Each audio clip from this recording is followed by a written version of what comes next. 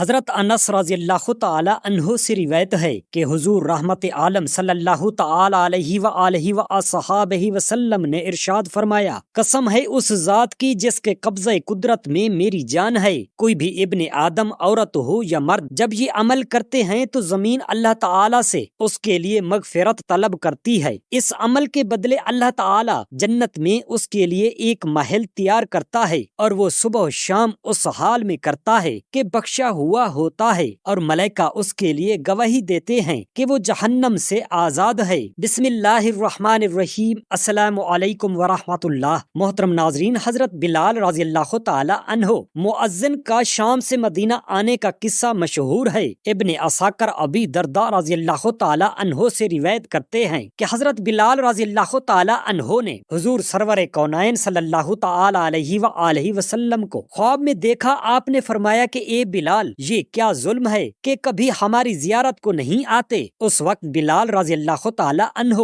اپنی سواری کے ذریعہ مدینہ کے قصد سے روانہ ہو گئے۔ جب قبر شریف پر پہنچے تو اشک بار ہو کر عاجزی کے ساتھ روئے، نیاز خاک پر رکھا۔ حسن اور حسین رضی اللہ تعالی عنہما حجرے سے باہر نکلے تو حضرت بلال رضی اللہ تعالی عنہ نے ان کو گود میں لے کر سر و چشم کو چوما کہ حضرت فاطمہ الزہرا رضی اللہ تعالی عنہا بھی دار بقا کو تشریف لے جا چکی تھیں۔ لوگوں نے حضرت بلال رضی اللہ تعالی عنہ سے اذان سننے کی خواہش کی، سب نے مشورہ کیا۔ حسن اور حسین رضی اللہ تعالی عنہما فرمائیں تو حضرت بلال رضی اللہ تعالی عنہ کو اذان کہنے سے گریز نہ ہوگا، ورنہ حضرت بلال رضی اللہ تعالی عنہ نے رسول خدا صلی اللہ تعالی علیہ وآلہ وسلم کے بعد کسی کے لیے اذان نہیں کہی ہے، یہاں تک کہ حضرت ابو بکر صدیق رضی اللہ تعالی عنہ نے حضور نبی کریم صلی اللہ علیہ وآلہ وسلم کی وفات کے بعد حضرت بلال رضی اللہ تعالی عنہ سے چاہا تھا کہ حضرت ابو بکر صدیق رضی اللہ تعالی عنہ کے لیے اذان پکارا کریں، تو حضرت بلال رضی اللہ تعالی عنہ نے کہہ دیا تھا کہ اے امیر المؤمنین حضرت ابو بکر صدیق رضی اللہ تعالی عنہ، تم نے مال دے کر مجھے خریدا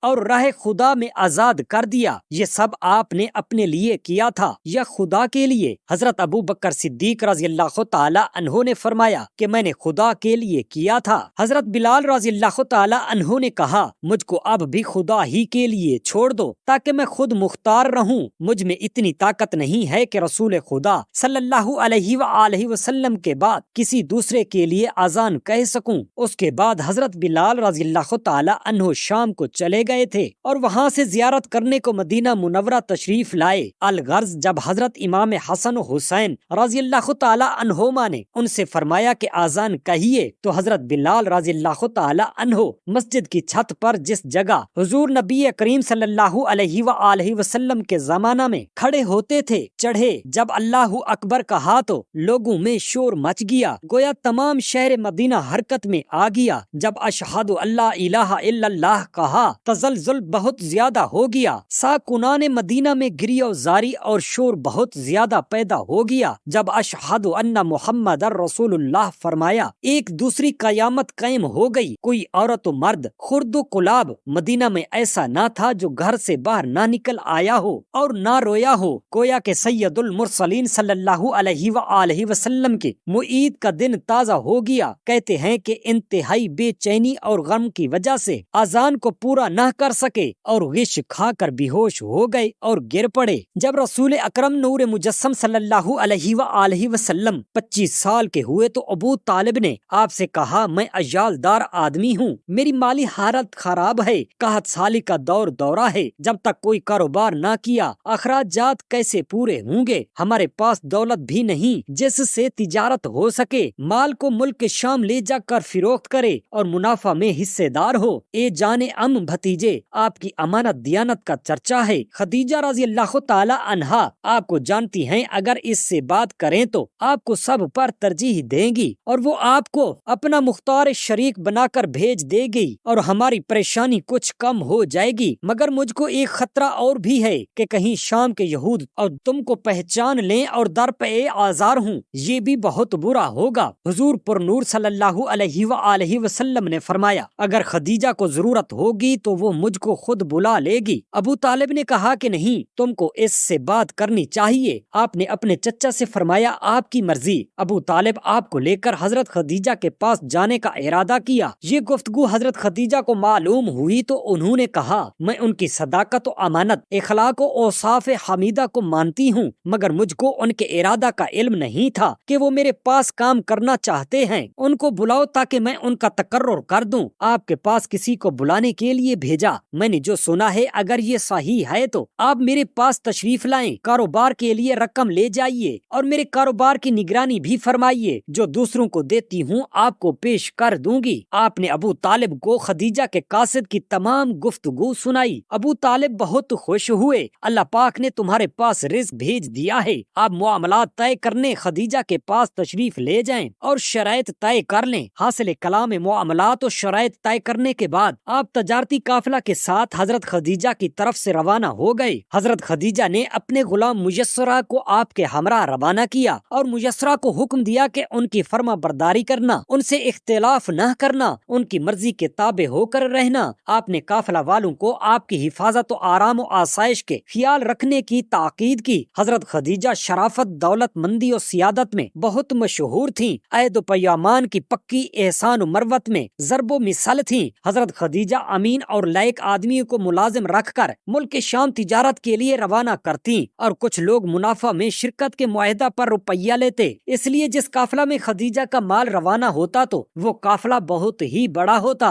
حضور نبی کریم صلی اللہ علیہ وآلہ وسلم قافلہ کے ساتھ روانہ ہوئے تو بادل آپ پر سایہ کرتا، آپ تمازت آفتاب سے محفوظ رہتے۔ امیر المؤمنین حضرت عمر فاروق رضی اللہ تعالی عنہ کی خلافت کے زمانہ میں آپ منازل طے کرتے ہوئے بھرے کے بازار میں پہنچے اور ایک درخت کے ساتھ میں نستورہ رہب کے عبادت خانہ کے قریب قیام فرمایا تو نستورہ رہب اپنے معبد سے باہر نکل آیا۔ میسرہ کو جانتا تھا۔ رہب نے کہا، اے میسرہ، اس درخت کے نیچے جنہوں نے قیام فرمایا ہے یہ کون صاحب ہیں؟ میسرہ نے جواب دیا کہ یہ قریش ہیں۔ رہب نے کہا، حضرت عیسیٰ علیہ السلام کے بعد سے آج تک کسی نے اس درخت کے نیچے قیام نہیں کیا اور نہ کر سکتا ہے سوائے نبی آخر الزمان صلی اللہ علیہ وآلہ وسلم کے۔ رہب آپ کے قریب آیا اور آپ کو بغور دیکھنے لگا۔ قدیم الہامی کتابوں میں جو علامتیں مذکور ہیں وہ آپ میں ہیں یا نہیں؟ مثلا آنکھوں میں سرخی ڈورے۔ آپ میں تمام علامات دیکھ کر آپ کی پیشانی اور قدم مبارک کو بوسہ دیا اور بولا، میں آپ پر ایمان لایا اور میں گواہی دیتا ہوں بے شک آپ وہی ہیں جن کا ذکر اللہ پاک نے توریت کتاب میں کیا ہے۔ اور ایک روایت میں یوں ذکر کیا ہے کہ نستورہ رہب نے کہا، اے محمد صلی اللہ علیہ وآلہ وسلم، میں نے آپ میں تمام نشانیاں دیکھ لی جو آپ کی نبوت پر دلالت کرتی ہیں اور کتب سابقہ میں مذکور ہیں، سوائے ایک نشانی کے آپ اپنی پشت مبارک سے کپڑا اٹھائیں میں اس علامت کو بھی دیکھ لوں۔ آپ نے شانہ مبارک کے درمیان پشت سے کپڑا ہٹا کر مہر نبوت دکھا دی۔ رہب نے مہر نبوت کو چوما اور بولا،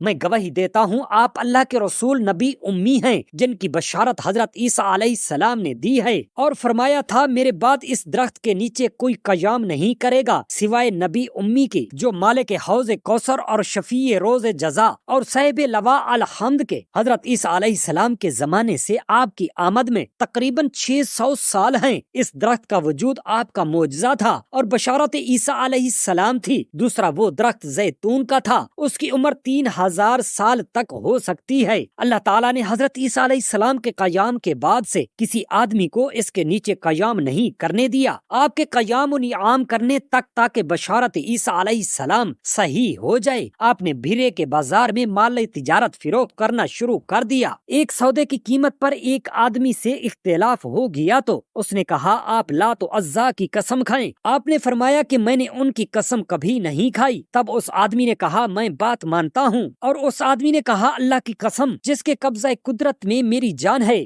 یہ وہی نبی ہیں جن کے اوصاف ہماری کتابوں میں ہیں، ہمارے علماء ان کو بیان کرتے ہیں۔ آپ صلی اللہ علیہ وآلہ وسلم نے مال تجارت منافع کثیر سے فروخت کیا اور واپسی کا ارادہ فرمایا۔ میسرہ کہتے ہیں، تیز دھوپ میں آپ کے سر پر 2 فرشتے سایہ کرتے۔ آپ کا قافلہ جب مکہ مکرمہ کے قریب پہنچا تو اس وقت حضرت خدیجہ اپنے بالا خانے میں کھڑکی کے پاس کھڑی تھیں۔ دوپہر کا وقت تھا، انہیں ایک قافلہ آتا نظر آیا تو دیکھا تمام قافلہ دھوپ میں ہے مگر ایک شتر سوار سایہ میں آ رہا ہے۔ سبحان اللہ! فتح کے بعد خیبر کی زمین پر مسلمانوں کا قبضہ ہو گیا اور حضور نبی اکرم صلی اللہ علیہ وآلہ وسلم نے ارادہ فرمایا کہ بنو نذیر کی طرح اہل خیبر کو بھی جلائے وطن کر کر دیں، لیکن یہودیوں نے یہ درخواست کی کہ ہم کو خیبر سے نہ نکالا جائے اور زمین ہمارے ہی قبضہ میں رہنے دی جائے، ہم یہاں کی پیداوار کا آدھا حصہ آپ کو دیتے رہیں گے۔ حضور نبی محترم صلی اللہ علیہ وآلہ وسلم نے ان یہودیوں کی یہ درخواست منظور فرما لی۔ چنانچہ جب کھجوریں پک جاتی اور غلہ تیار ہو جاتا تو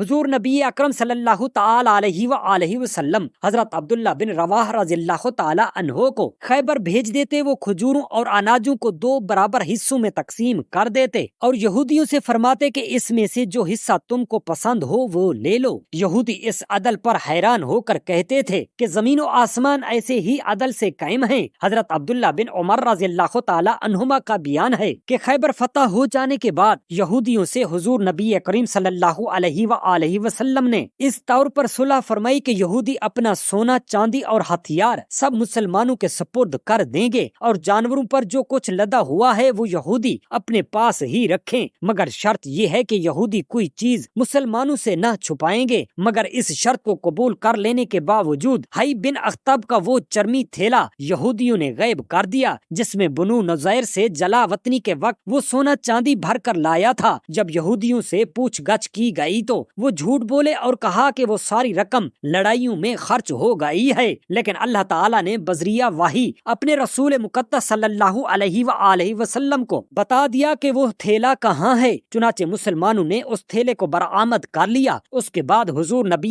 کریم صلی اللہ علیہ وآلہ وسلم نے کنانہ بن عبی الحقیق کو حضرت محمود بن مسلمہ کے قصاص میں قتل کر دیا، چونکہ کنانہ بن عبی الحقیق نے حضرت محمود بن مسلمہ کو چھت سے گرا کر قتل کر دیا تھا اور اس کی عورتوں کو قیدی بنا لیا تھا۔ جب رسول اللہ صلی اللہ علیہ وآلہ وسلم نے تبوک سے واپسی کا ارادہ فرمایا تو اشیاء خوردنی کی قلت کے باعث مجاہدین فاقہ کشی میں مبتلا تھے اور ان کی صحت دن بدن کمزور ہوتی جا رہی تھی۔ حضرت ابو ہریرہ رضی اللہ تعالی عنہ روایت کرتے ہیں کہ مجاہدین 6 نے عرض کی، یا رسول اللہ صلی اللہ علیہ وسلم، اگر حضور اجازت فرمائیں تو ہم اپنی سواری کے اونٹوں کو ذبح کر کے ان کا گوشت پکا کر کھائیں اور ان کی چربی سے اپنے بالوں کی خشکی اور پراگندگی کا سزالہ کریں۔ اجازت لینے کے بعد لوگ جب واپس آ رہے تھے تو راستہ میں ان کی ملاقات حضرت فاروق اعظم رضی اللہ تعالی عنہ سے ہو گئی۔ آپ نے انہیں اونٹ ذبح کرنے سے روک دیا، پھر بارگاہ نبوت صلی اللہ علیہ وسلم میں حاضر ہوئے۔ اس وقت نبی مکرم صلی اللہ علیہ وآلہ وسلم خیمہ میں تشریف فرما تھے۔ آپ نے عرض کی، یا رسول اللہ، کیا حضور نے لوگوں کو اپنی سواری کے جانور ذبح کرنے کی اجازت فرمائی ہے؟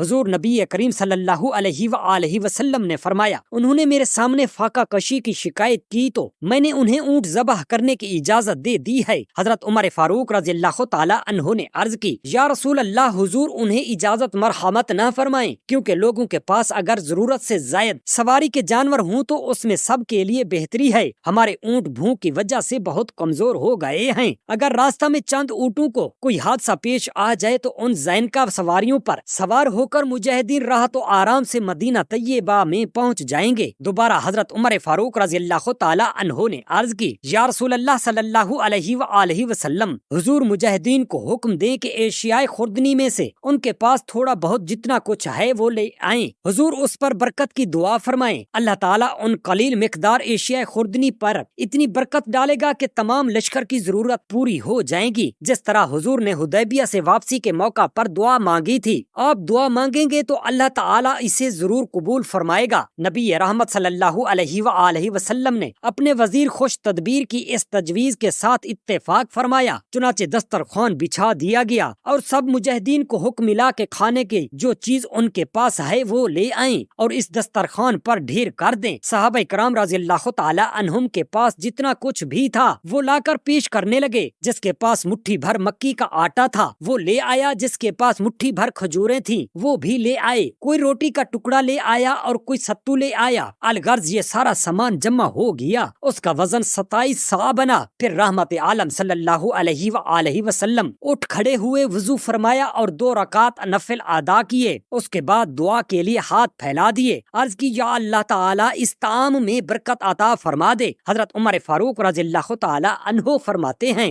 کہ حضور ان کے ساتھ بیٹھ گئے اور سب کو اذن عام دیا کہ آؤ اور جتنا جی چاہے یہاں سے لے جاؤ، لیکن لوٹ کھسوٹ سے احتراز کرنا۔ چنانچہ مجاہدین بوریاں تھیلے بلکہ اپنی قمیضوں کے دہنوں میں جو چیز ملتی تھی بھر بھر کر لے جانے لگے۔ لشکر میں کوئی بھی برتن ایسا نہ رہا جس کو انہوں نے اجناس خوردنی سے بھر نہ لیا ہو، سب نے خوب پیٹ بھر کر کھایا اور کافی بچ بھی گیا۔ ایک صحابی کہتے ہیں میں نے روٹی کا ایک ٹکڑا اس دسترخوان پر رکھا اور ایک مٹھی بھر کھجور، وہ سارا دسترخوان بھر گیا۔ پھر میں 2 بوریاں لے آیا، ایک کو ستو سے بھر لیا اور دوسری بوری کو روٹیوں سے اور اپنی چادر میں آٹا باندھ لیا۔ اس طرح میں نے جو کچھ لیا مدینہ طیبہ واپس پہنچنے تک میں اسے کھاتا رہا اور وہ ختم نہ ہوا۔ رحمت عالم صلی اللہ علیہ وآلہ وسلم نے اپنے کریم پروردگار کی ان عنایات و برکات کا یہ عالم دیکھا تو فرمایا میں گواہی دیتا ہوں کہ اللہ تعالیٰ کے بغیر کوئی عبادت کے لائق نہیں، اور میں گواہی دیتا ہوں کہ میں اللہ کا رسول ہوں۔ پھر فرمایا جو آدمی یہ کلمہ یقین کے ساتھ پڑھے گا اس کو جنت سے نہیں روکا جائے گا۔ حضرت انس رضی اللہ تعالی عنہ سے روایت ہے کہ حضور رحمت عالم صلی اللہ علیہ وآلہ وسلم نے ارشاد فرمایا جو شخص جہنم سے اللہ کے آزاد کیے ہوئے لوگوں کو دیکھنا پسند کرے تو وہ طالب علموں کو دیکھے۔ قسم ہے اس ذات کی جس کے قبضہ قدرت میں میری جان ہے، کوئی طالب علم جس کسی عالم کے دروازے پر آتا جاتا ہے تو اللہ تعالیٰ اس کے ہر قدم کے بدلے جنت میں ایک شہر تیار کرتا ہے، اور وہ زمین پر اس حال میں چلتا ہے کہ زمین اس کے لیے مغفرت طلب کرتی ہے، اور صبح و شام اس حال میں کرتا ہے کہ وہ بخشا ہوا ہوتا ہے، اور ملائکہ طالب علموں کے لیے گواہی دیتے ہیں کہ وہ جہنم سے اللہ کے آزاد کیے ہوئے ہیں۔ اللہ تبارک و تعالی ہم تمام مسلمان بہن بھائیوں کو اپنے حفظ و امان میں رکھے اور نبی کریم صلی اللہ علیہ وآلہ وسلم کی سنت مبارکہ پر عمل کرنے کی توفیق عطا فرمائے، آمین یا رب العالمین۔ جزاک اللہ خیرا کثیرا۔